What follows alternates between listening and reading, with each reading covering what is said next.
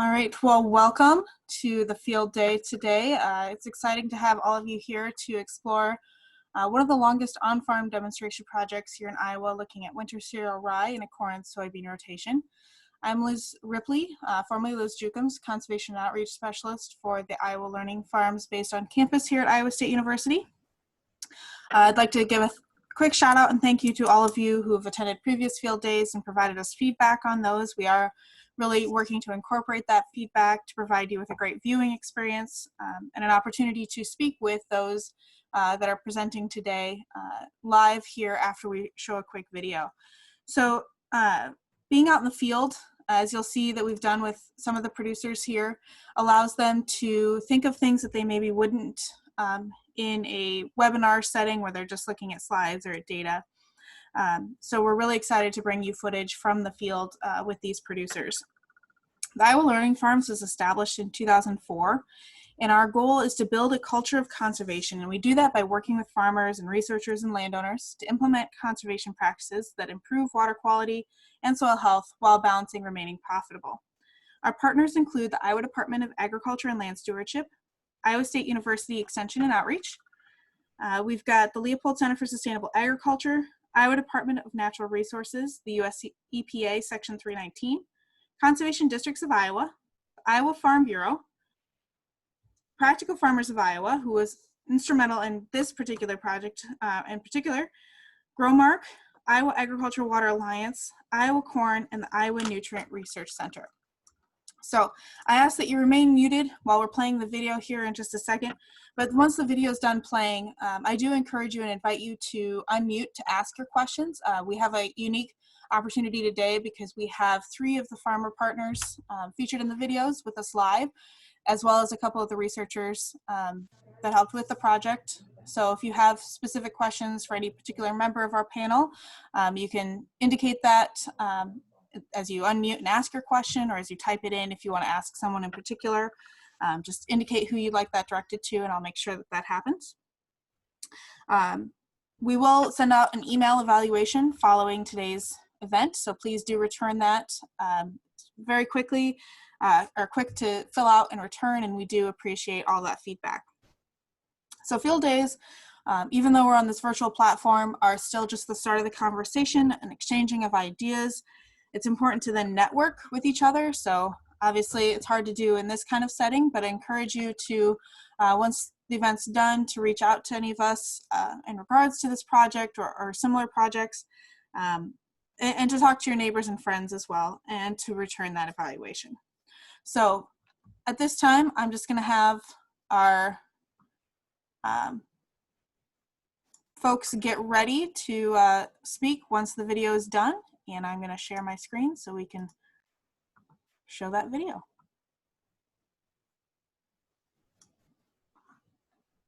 Iowa Learning Farms and Practical Farmers of Iowa partnered together in 2008 to examine the effect of winter cereal rye on cash crop yields and soil.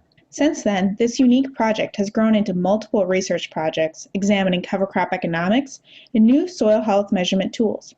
To date, it is one of the longest on-farm cover crop demonstration projects in Iowa.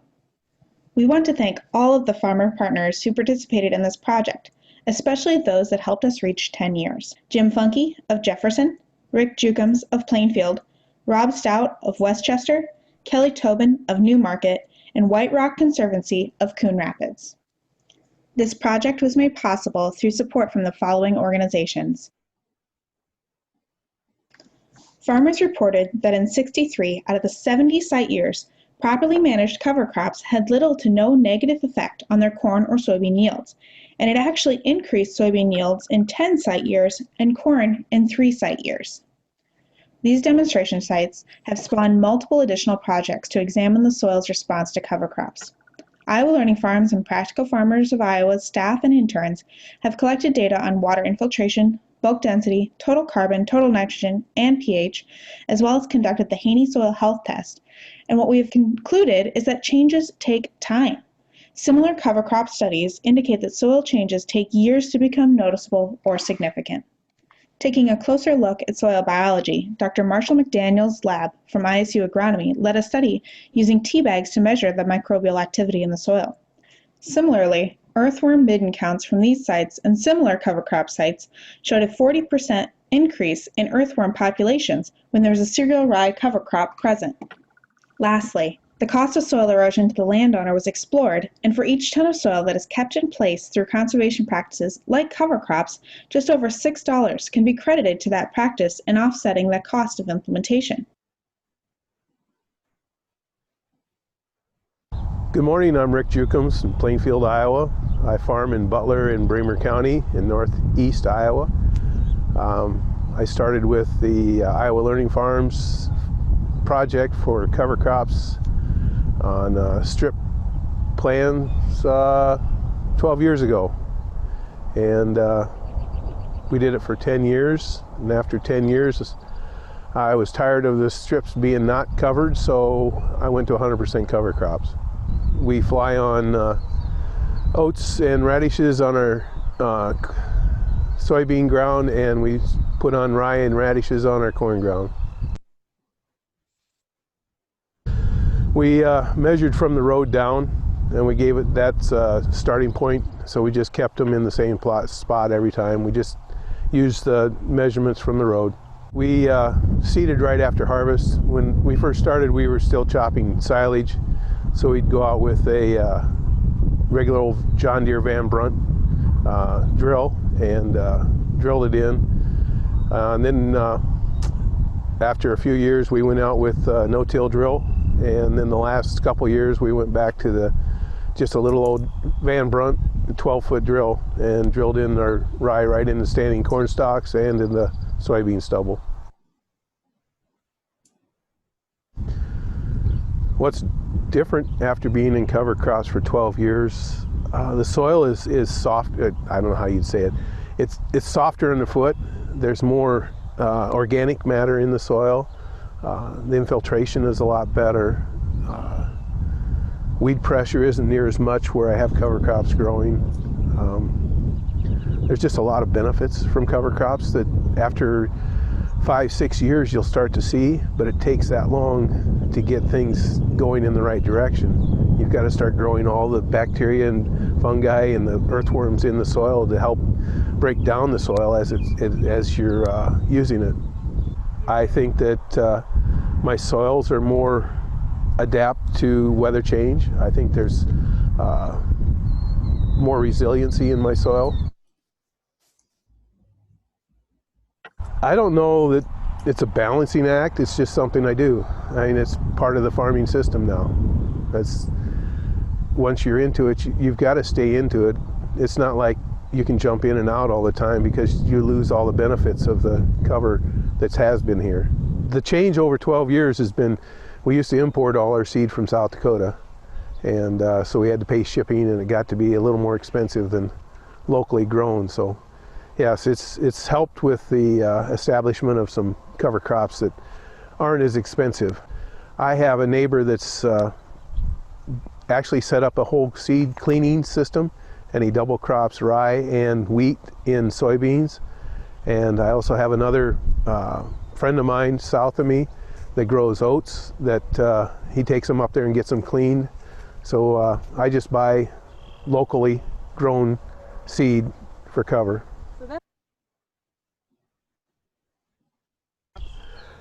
Well, working with landlords has been an interesting. They're all different. You come at them at all different angles. To put terraces on a rented farm, I put the bug in the landlord's ear and let him think about it for a while. And he came up to me probably about 6 months later and asked me how the terrace project was coming. And it says, I can get that started. So I guess another landlord had a hill that needed to be CRP, and I talked him into that.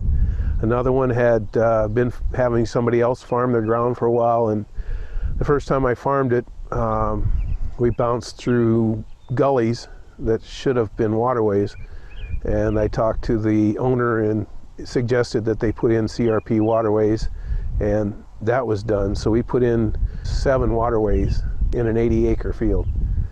So I think if somebody would just talk to people, you can get the job done. It's not something you want to force on them. It's something that they have to make up their own mind that they're going to do. The reason I'm doing a lot of the conservation on my farm is because it's needed. We've got to protect our soils because they're one of our most precious resources. And we also got to protect the water that leaves our soils because it feeds and waters a lot of people on downstream. We started with prairie strips. Here by the house, we have a water retention basin that catches the water that runs off our living site. We've got filter strips on all our creeks behind us. We've got prairie strips across the road. We put in terraces on rented ground. We put in CRP waterways on rented ground. We just try and do the best we can to protect the water leaving our farm. Hi, I'm George Schaefer. I am a farmer near Kelowna, Iowa. I farm with my brother Steve. We farm both conventionally and organically, and we also have a 150 cow herd of cattle. We make a lot of hay because of those cattle on our land. And I must say that the changes that my brother and I have seen over the 20 years we've been doing it is incredible. If I look back to what we were doing, actually even when we were doing that research project, to where we are now, we're in a whole different place now. The benefit of rye for weed control and the spraying.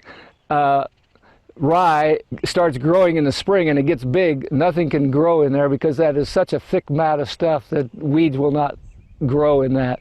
We plant green into everything, and so after we plant, to get our sprayers to do the job, they understand the timeliness because I'm in a county where a lot of people do it, and we've been doing it for a long time, and so they know what we need and they know what we're doing out here. And we have changed over time, and we make them aware of our changes, such as we didn't used to plant into green. We had them spray 7 and 10 days before planting in that system, and they knew they had to get out of here early and help us out with that, and they took care of that. When you plant corn, you have to manage nitrogen really intensely. You have to put nitrogen out there 3 or 4 times in the year. You can't just go out in the fall and put enough nitrogen out there to accommodate that. So, but once you get the management in the corn side down, it isn't that hard. Is it better that our county has a lot of people doing it? Clearly it's a lot better. A lot of the large operations have gone to 100% cover crops, and a lot of them are along highways and people see it, and in the early spring, you know, it's the first thing up and it's really green and lush, and so everybody wants to know what are they doing out there. And there's a bit of there's no stigma in this county about it. I mean, lots and lots of people do it, and like I said, a lot of the really large farmers do it.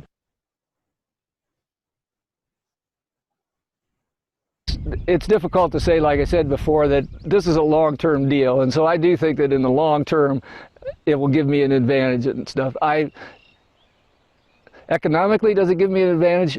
I don't know. I think I come out even, and I still am building the soil. I don't hurt myself with yield, and the soil is improving every year, and so if it's going to take a while, even 10 years will be little change. It'll take 20 to 50 years to really make effective change in the long run, but that's worth it. And as I said, when they start selling ground based upon the health of the soil and so forth, that will be the thing that will motivate a lot of people to move in that direction. My name is Rob Stout. I farm in Washington County. We farm about 1,100 acres of corn and soybeans and feed out about 9,000 head of hogs. Yeah, I had never used cover crops till this long-term study started in the fall of 2009, I believe. I seeded my first cover crops. And the last 2 or 3 years, all I had was that wasn't in cover crops was the 10 acres of control strips. And now, this year is my first year, I'm actually 100% cover crops in. First 3 years, actually, we flew on our cover crop seed with an airplane in like late August, early September, when the crop was still out in the field, like a brown silk for corn and first yellow leaf and soybeans, and that worked really good for a couple of years. We got great stands, and we thought that was a way to go because we got a head start on that fall growth versus planting the cover crops after harvest. But then we had a dry fall. It was dry didn't have rain for like 45 days after we flew on the seed, and we got hardly any growth on our rye that fall or the next spring. So we decided we had to do something different, so we bought a drill, and we've been drilling ever since. So we give up that early growth because we go in the field as soon as they harvest, but we've always got a great stand, always got a perfect stand with the drill. So that's the trade-off, and we're willing to take that trade-off. Well, for one thing, they're just really good for soil erosion, keeping the soil in place, and we have about half of our ground is a little rolling, quite rolling, some of it, and so we found out with the heavy spring rains of around 2008 or 2009 that even though we'd been no-tilling for 35 years, that corn crop they were planting into last year's bean stubble, sometimes that bean stubble wasn't holding the ground in place. So we thought we needed to make the next step and add the cover crops, and we found that does a super job for erosion control. We've also found a lot of soil health benefits. We've found a lot more earthworms in where we've had the cover crops. Soil infiltration is better. Just the soil tilth, you can't see it maybe today when we've had 3 inches of rain the last 3 days, but normally it's just, you can stick your hand in there and it's loose, and you can see those earthworm middens there, and that's just something that we really like to see. There's more microbes working in the ground. We've done this teabag test with Iowa State, and they've found out that they're a lot more active, so they're doing the things we want the soil to do. I would make sure I had row openers to clean the soil ahead of the planting unit, and I'd have a seed firmer to make sure that seed is firmed in the slot nicely, and then I'd have closing wheels, and we use spiked closing wheels. We like the way that leaves the ground, and then we have a drag chain after it that kind of will scatter a little more residue around over the top of it, so we make sure if there's any slot open that it'll crumble some soil on top of that too. We also like to put on nitrogen with the planter. We've been using starter since we started no-tilling in 1983, but we added nitrogen to the starter as well as the starter on our planter after we started using cover crops.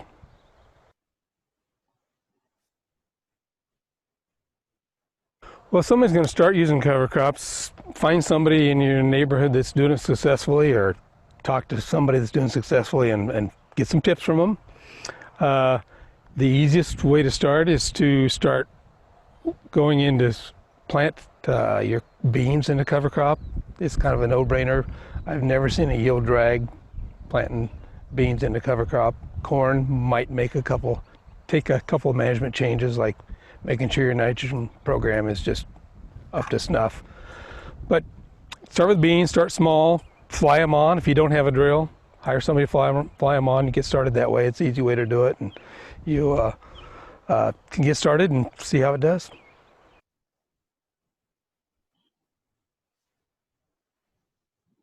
I'm committed. It's just part of my budget for crops. I put in that cost for the cover crop seed and for drilling it, just like I would herbicide or seed or fertilizer or anything else. It's just part of my normal year-to-year budget. I enjoy doing research with Iowa State and with other groups because I consider myself a lifelong learner, and I can always learn something. I don't claim to know it all, and if I can learn something, I'm glad to do it. So I learned the advantages of using cover crops, and that's been helpful to me. And so I'm hopefully a learning farmer, and practical farmers have learned something out of it too.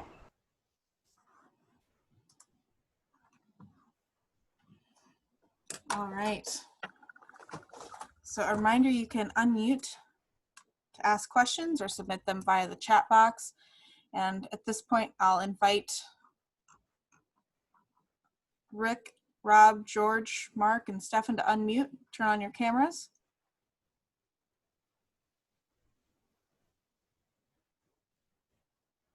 Can't turn the camera on. Well, at least we can hear you. Okay. Since the host has not allowed us to do the video. Okay, Yep. I'll turn him on for you.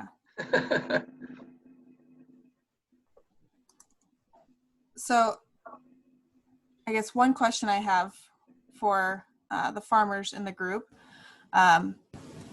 is ultimately, I think we kind of asked this when we met with you, but why would you say yes to a project like this?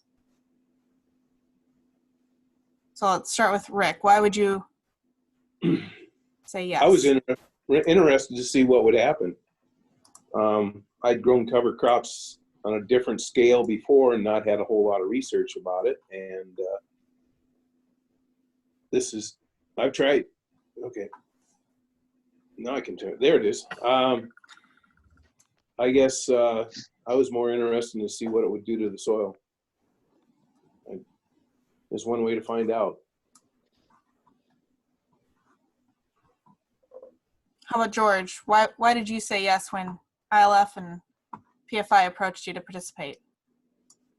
We had been doing cover crops for a while before that, and then it really interested us as to getting some true data as to the yield ramifications of using cover crops.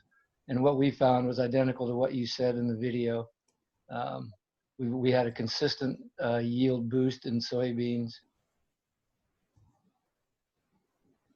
How about you, Rob? What made you say yes? Well, unlike Rick and George, I had never planted cover crops before, but I felt it was a good opportunity to learn and try them. And really, with the research being done, I'd know once and for all whether it's going to work on my farm. And so I thought it was a good opportunity to do that. Hey guys, this is Jackie here. Hello. Hi, Jackie. Hey, what I find fascinating about this, and I think we got quite a few people participating today too, is now when we talk about cover crops, it's more mainstream. I mean, not everybody's doing them, but everybody's talking about them. So they're a little more mainstream. But think about 10 years ago when we started this, hardly anybody was doing it. Nobody was talking. So this project, one of the impacts that we don't talk about is that this project was one of the things we bounced off to start to give people assurances that they could try cover crops and there wouldn't be really like bad results, right? Yeah, no yield drag. No yield drag. So this project did have an impact on that way, that to show a long-term, so it's one of the few of its kind out there on farm. We had on research plot farms, but we didn't have field scale cover crop research. Yeah, Jack, I think that was the rap that cover crops had, was there'd be yield drag, particularly in raising your corn crops. So we figured this was a good opportunity to make sure we could eliminate that yield drag if we had changed some part of our operation to make it work, and we did. I also think 10 years shows that it takes time for the cover crops to really make a difference. So when did you really see, and all three of you can answer this, when did you really start seeing a difference? Maybe not what the agronomists measure, but what you understood in your fields. How many years into the cover crops did you see a difference? Robin, you're up. 4, 5, 6, something like that. It took quite a while. Yeah, I would echo that it took at least 4 to 5 and probably more years to see real change. It's going to take a much longer time. Yeah, I'd say that 4 to 6 years. It probably was the third year that I raised corn that I really felt that I had it figured out, at least somewhat, and that we could see those real benefits that we were looking for. To what Rob says, we've never figured it out because it keeps every year is so different that we struggle at times. Such as last year, because we planted so late, we planted corn into 5-foot rye. And so that was a whole different game than we are used to. But these things come and go, and you have to go with the flow. All right, I've had some questions come in via the chat box, so I'm going to pick up a couple of those there. So this one's related to Jackie's comments. Since cover crops are more mainstream, are new farmers adding cover crops at the onset, or how long into their new farming gig are they adding cover crops? So for the farmers, or even Stefan, maybe with your new beginning farmers, how many years do you think it takes them as new farmers to then start implementing cover crops, or are they some of the earlier adopters as they just come right into using cover crops? So one, do you have new farmers in your area? And two, have you noticed that they may or may not be, how does their adoption of conservation practices like cover crops compare to your neighbors that are maybe more established? You'll have to unmute.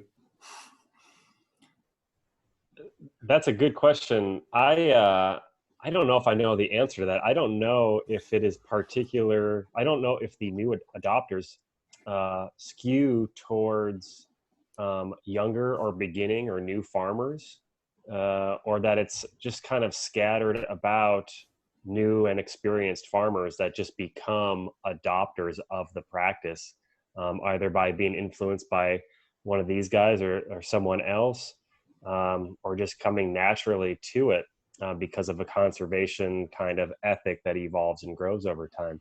That's a really good question. I don't think I can really answer. Hey, Stefan, can I jump in? We've got Sure, some please. farm data that might help illuminate this a bit. So every year we do, or actually last year we did a big 15-year survey for the learning farms, had almost 1,000 farmers respond. And what we saw in terms of the cover crop farmers is that they did tend to be older, and basically the new acres are like people like Rob and George and Rick already had some acres, and they're adding more acres to their operation. And they're also, the average year with cover crops was 6 years. So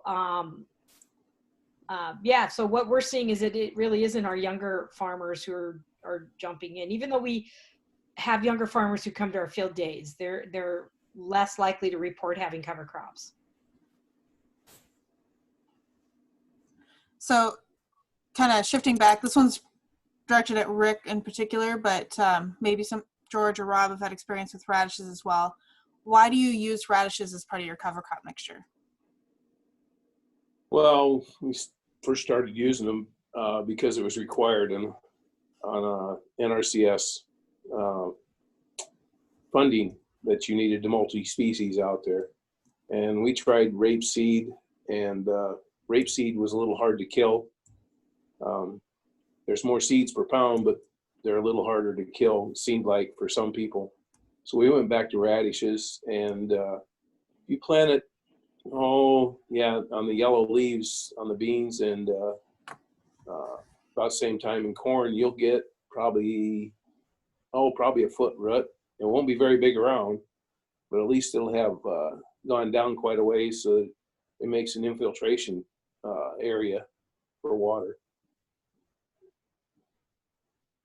Rob or George have any experience with radishes? You want to chime in? I've had some experience with turnips, not with radishes. The difficulty is in a corn bean rotation, it's hard to get them established so that you get the big tubers that they talk about and they show pictures of and stuff. It would be nice if somebody would come up with a better solution for that, because it's a struggle. But I can tell you that the cows love them, the turnips anyway. I don't know about the radishes. But a good story about that, I had turnips in with next to hay, next to corn stalks. The cows would not go in the turnips. They never went in for like a month and a half. And finally, when they went in, they wouldn't come out. So. So I think all three of you have had experience doing this, whether you wanted to or not, probably. But what are some of the advantages of planting into a live cover crop? Well, I would say that you have lots better weed control because you're planting the live cover crop, and if you got a good stand of particularly rye, there just isn't much growing there as far as weeds. So that doesn't mean they won't come later, but you've really got a clean seed bed other than your rye that's there. So that's one of the main advantages, I guess, in my mind.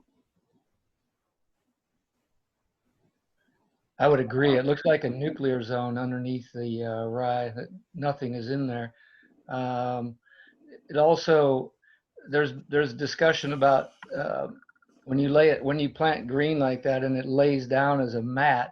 I think that well, this is especially before soybeans. With the drill, it'll lay it down flat, and that helps with water conservation throughout the year. It cools the soil. And there's been some concern that the rye would suck too much soil moisture out of the ground. I think the opposite is true, actually, that it holds soil, or it holds moisture in the soil. I would echo that too. Okay. And I would echo that too. In fact, the NRCS had temperature probes out in our strips. Maybe they had some of the others too, but where there was rye and where there wasn't. And it really wasn't significantly cooler in the spring, but it was cooler in the summer. So that was even more advantage to keep that ground cooler, so there's less water dissipating from the hot days, and it helped keep the moisture there for the crop, I think. Yeah, when you roll it down green, it just makes such a nice mat that it's just a weed barrier that nothing else can grow. It's a perfect win-win. Keeps the wind erosion down, holds the soil moisture in, and keeps the weeds from growing.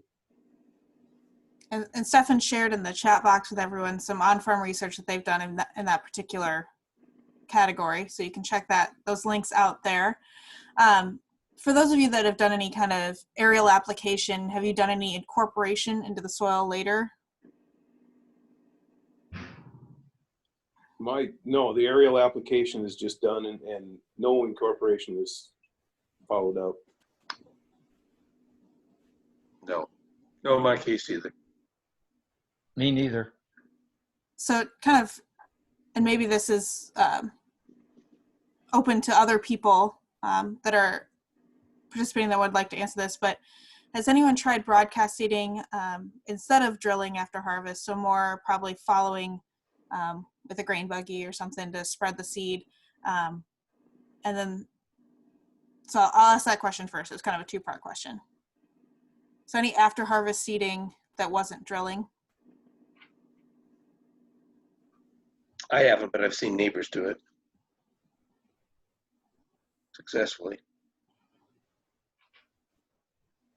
If I can chime in, just I think like what Rob is hinting at, I know a few farmers who will broadcast it on the surface and then work it in lightly with a VT, a shallow disc or a shallow VT pass. And sometimes they tell me that they like that better than the drill. They get a really good stand, and they prefer that method. They can go maybe a little faster and cover a little more ground than with the drill. But any which way that they can incorporate it into the soil seems to work pretty well following harvest when you're trying to seed the cover crop. And there was we do have one in our area that's he's got it mounted right on his VT, and they run about 8-10 miles an hour and cover 35 feet, 36 feet at a time. So there's a lot of different ways folks are getting the cover crop seed out there. It's kind of one of the benefits of cover crops is it can pretty much be modified to match operational goals. Because the second question here from this person was the status of the combine drill prototype being developed at Graceland College. So there's been some recent news. They posted a couple videos on their Facebook page about it. It looks like a really cool rig. It's very much in the prototype stage, but they've actually put drill equipment on the head on either side of the front wheels, and then behind the combine there's also a set of drill equipment, and they're drilling it as they combine. So they're getting the incorporation, because I know some people put like an air seeder on to do it as they're combining, but this is actual incorporation in the same pass as combining. So they've done their first year this last fall, and they do have a couple of videos up on their Facebook page about it. So something to look into and maybe look forward to in the future to learning more, but very much still in the prototype stage. So That would be nice because we always struggle for time. And so if you can do two things at once, that would be great. So I know we did it as part of the strips project initially, but has anyone else done measuring outside of the project on their own or elsewhere, measuring water infiltration rates now after this longer term? I know we did it year 5, but we didn't have the funding to go back. Too bad you couldn't, because I think on year 10 you would have seen it even better. Yep. I don't know, Mark, are you aware of any that are similar length but have done that water infiltration study? You're muted, sorry. No, I'm not aware of anyone that has had a cover crop, no cover crop comparison of this length that have looked at infiltration, no. All right, trying to catch up on all the questions over here. So this is for the producers. What's next? What are the other agronomic changes you're considering in your operations? So you've got 100% not 100% cover crops for most of you. What's next? Retirement, I think.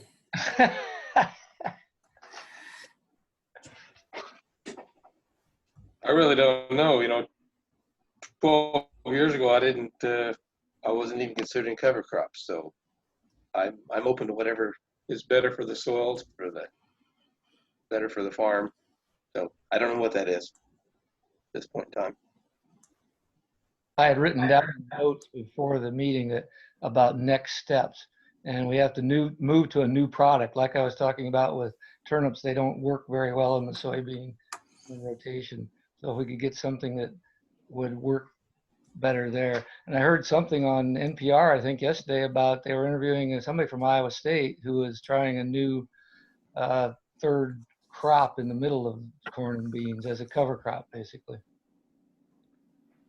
I actually have raised, I've got 98 acres of hybrid rye that I'm raising right now, and so I'm going to harvest that here in a week or two and hopefully seed a bunch of legumes and other types of cover crops so that I can maybe eliminate much need for additional nitrogen and other fertilizer for my corn crop the following year. So that's something that's new that I'm trying and for this coming year. All right. This one has to do with interseeding, so it's a kind of good transition here. V3 to V6 growing. I guess what are your thoughts on that? And is pre-harvest seeding with like a Hagee system the best time to seed cover crops? So 2 questions there. So what are your thoughts on interseeding at V3 to V6 and growing corn?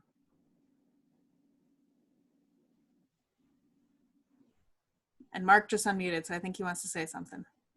No, I was waiting to defer. Rick, Rob, and George probably are better experts than I. But it is a nice follow-up from the last question too. So that is one of the things that we are just starting a research project on right now. We actually have now done our V5 fifth leaf stage corn seeding a couple weeks ago, and just did this week finished up our V8 corn stage seeding, where we have as a single species, we have the treatments of cereal rye, annual rye, cowpeas, and red clover. I can tell you that everything, well, pretty much everything has come up from that V3 seeding.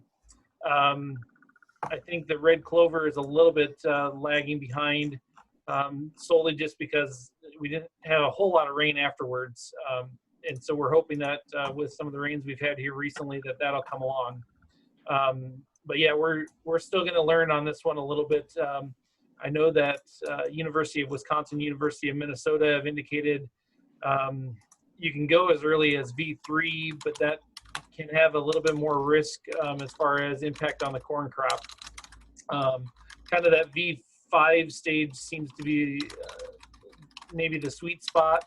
And then we wanted to look a little bit later with V8, just thinking as far as timing wise, with corn rapidly growing, what happens if we do get pushed back a little bit there, and seeing if it would carry through into the fall.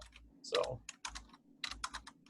I'd be curious to see how much survived after it was shadowed out, after the corn closes the rows.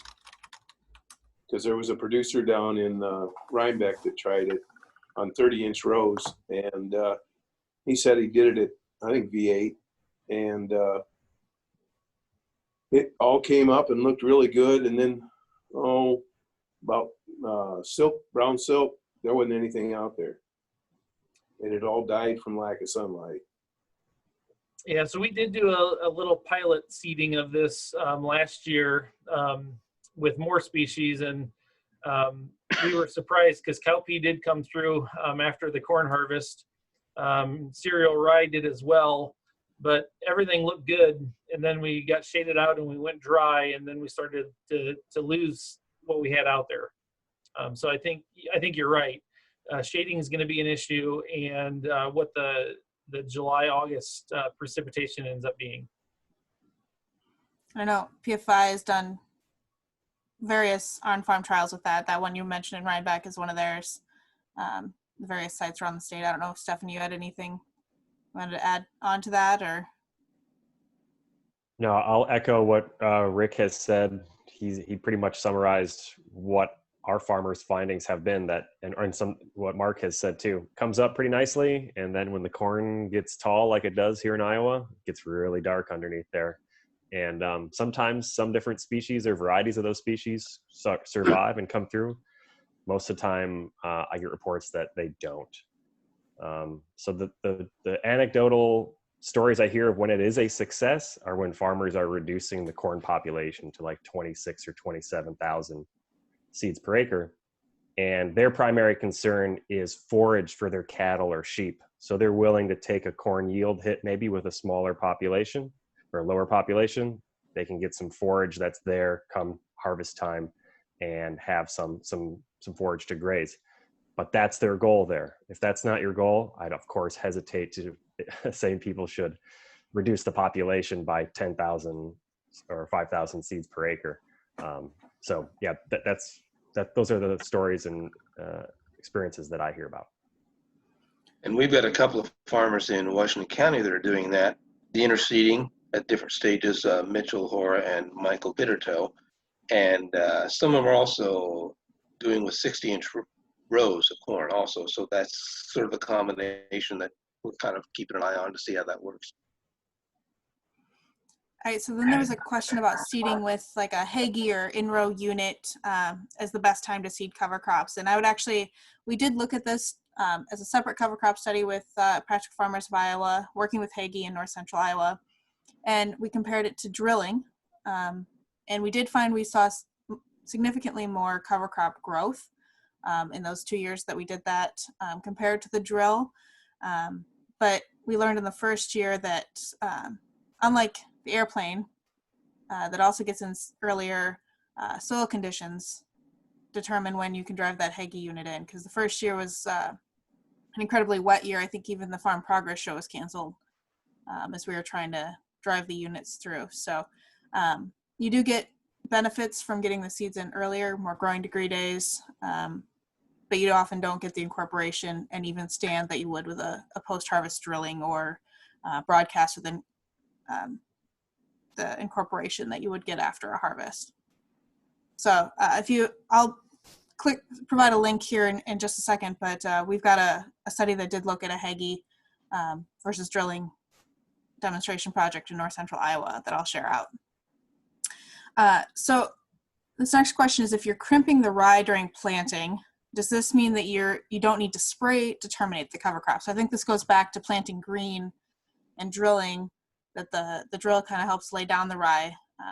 Is that considered, does that do a good enough job of crimping it to kill it, or are you having to go back and spray it? I'm having to go back and spray it. I don't run a crimper. All we're doing is running the planter or the drill through it. So we have to go back and spray. Yeah, we spray ours too. I mean, there are particular crimpers that you can use, but you have to wait till the stage of the rye is just right, like it's heading out, senescing. And then you hit it with a crimper, and although it's not a real hot day when the rye isn't as brittle as it should be, you can do a really good job with a crimper. I've seen it happen, but that's fairly late in the season for us. Yeah, it has to be headed out before you can, almost in food stage before you can roll it and crimp it. All right. I think someone had a comment related to planting into the corn here that came in, just that standard 30 rows work okay for interseeding in Minnesota and north because of the angle of the sun. 60-inch rows have proven to allow the cover crops to survive the shade and extra sunlight with a little yield drag. So some info for those of you in the northern tier and approaching into Minnesota, maybe have a little bit more opportunity for that. Ask him what his population is on 60-inch rows. Are you talking about the folks down in Washington County? No, the corn population on 60-inch rows. Rob, do you happen to know what Mitchell and Michael are doing? I think their rates are maybe not quite what they would be. I mean, I don't think they're planting 36,000 seeds per acre, but they're planting at a definitely a higher rate within those 60-inch rows. So okay, I can't remember. I was at his field day, and I know what he said, but I can't remember.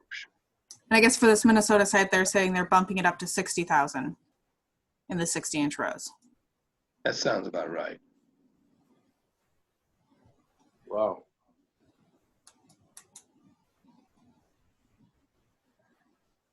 So that's what I have coming into the chat box here. While we maybe wait for a couple more, or if people want to just go ahead and unmute and ask, I'm going to share my screen one more time.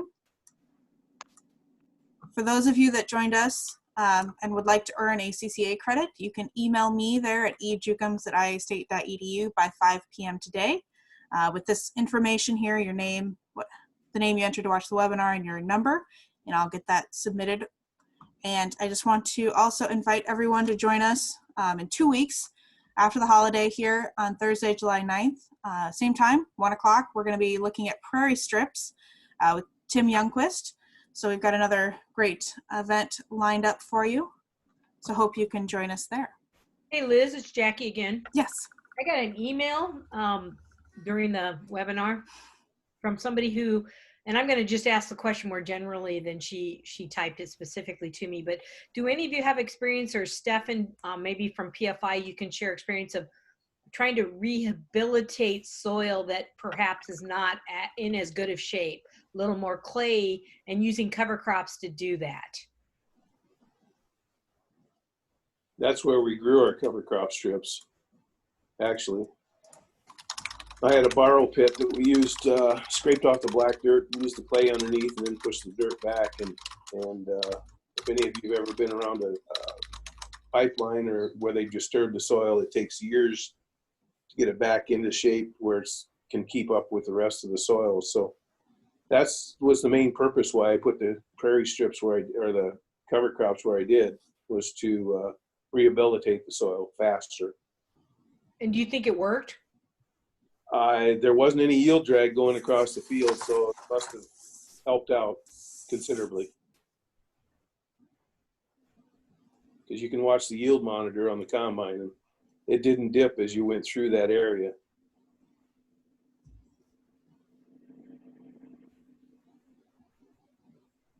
I have a couple points I maybe talk about quickly. One is your NRCS office. Rob and I are both in Washington County. We have a great woman, Teresa, who takes care of making sure that we get all the funding that we can for these projects. She's incredibly good, and so I presume that everyone out there knows that there is funding available. And the other thing is work with your landlords. Landlords, if they sign up, you can only get 160 acres on the NRCS plan, but if the landlords sign up, you can work with that. So that's just, hopefully everybody knows that, but just in case some people don't know that, that's really important.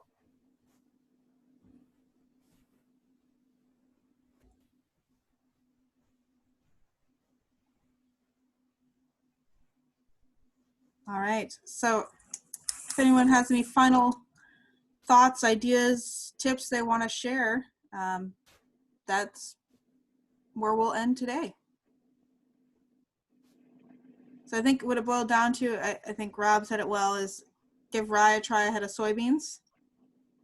Start small and look for those in your neighborhood, in your area that are doing it for advice and support.